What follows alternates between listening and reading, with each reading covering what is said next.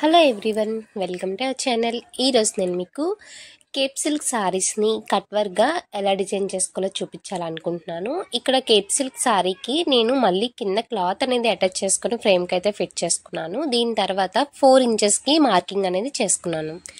ఇలా 4 ఇంచెస్కి మార్కింగ్ చేసుకున్న ప్లేస్లోనే 1 ఇంచ్ అనేది పైకి మార్కింగ్ చేసుకోవాలి. మళ్ళీ మనం ఇలా 1 ఇంచ్ కూడా చేసుకున్నాక, అంటే కర్వ్ షేప్ మనకి కరెక్ట్గా రావడం కోసం, అక్కడ లోత్ అనేది ఎక్కువ ఉంటేనే మనకి కట్ వర్క్ షేప్ అనేది క్లియర్గా ఉంటుంది కదా. సో అందుకని చెప్పి నేనైతే 1 ఇంచ్కి మార్కింగ్ చేసుకున్నాను.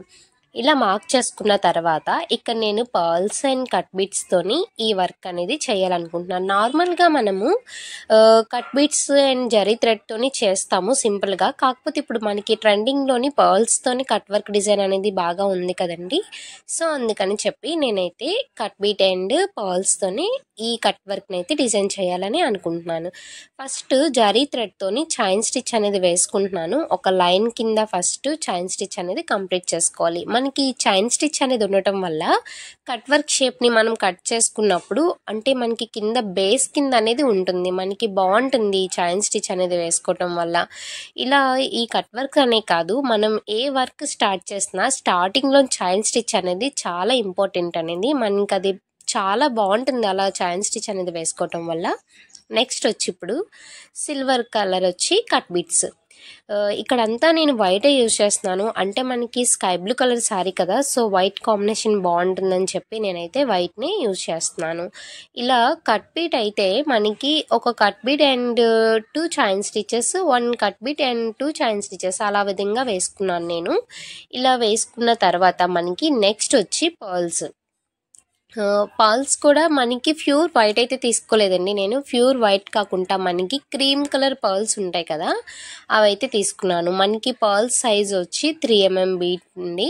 3mm సైజుని అయితే నేను తీసుకున్నాను. ఈ పర్ల్స్ని కూడా మనము ఏది కంటిన్యూగా చేయలేదు, మనకి కంటిన్యూస్ అంటే చాలా సారీ ఎక్కువ వెయిట్ వచ్చేస్తుంది కదా.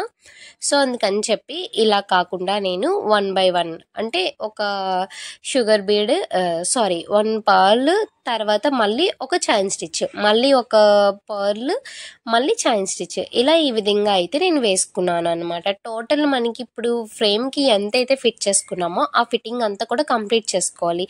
ఇలా మనము ఫ్రేమ్ ఫిట్టింగ్ చేసుకున్న తర్వాత మనకి ఫ్రేమ్కి మిడిల్లో ఒక చిన్న 1 ఇంచ్ అండ్ 6 ఇంచ్ గ్యాప్ అనేది మిగిలిపోతుంది.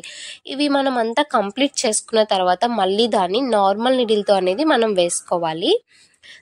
నెక్స్ట్ ఇలా వేసుకున్న తర్వాత స్టార్టింగ్ ఏదైతే కట్ బీట్ అయితే వేసుకున్నామో మళ్ళీ మనము అదే కట్ బీట్ని అయితే రన్ చేసుకోవాలి. ఇంకా ఈ విధంగా అయితే మనకి కట్ వర్క్ డిజైన్ అనేది కంప్లీట్ అయిపోయినట్టే. నా వీడియోస్ కనుక మీకు నచ్చినట్టయితే ఒక లైక్ చేయండి, షేర్ చేయండి, సబ్స్క్రైబ్ చేసుకోవడం అసలు మర్చిపోకండి. ఇలా మనకి ఈ వర్క్ అంతా కంప్లీట్ అయిపోయిన తర్వాత వెనకతుల గ్లూ ఏదైతే వర్క్ చేసుకున్నామో దాని ఎండింగ్స్ అంటే చివర్లని గ్లూని బాగా పెట్టుకోవాలి. పెట్టుకున్న తర్వాత మనకి చిన్న స్మాల్ సిజర్ ఉంటుంది కదా, ఆ సిజర్తోని మనం జాగ్రత్తగా ఈ షేప్స్ అంతా కట్ చేసేసుకుంటే మనకి కట్ వర్క్ అనేది రెడీ అయిపోయినట్టే. చూస్తున్నారు కదా, వర్క్ అయితే ఇలా ఉంది. కట్ చేసుకున్నాక ఈ విధంగా అయితే షేప్ ఉంది. ఇక్కడ ఈ శారీకి ఈ బ్లౌజ్ని అయితే నేను పేరప్ చేసుకున్నాను. మనకి ఈ బ్లౌజ్ కాస్ట్ వచ్చి 280 రూపీస్ పడిందండి, అండ్ శారీ వచ్చి 800 రూపీస్ పడింది.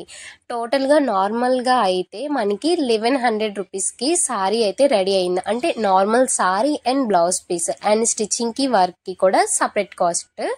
Thank you for watching.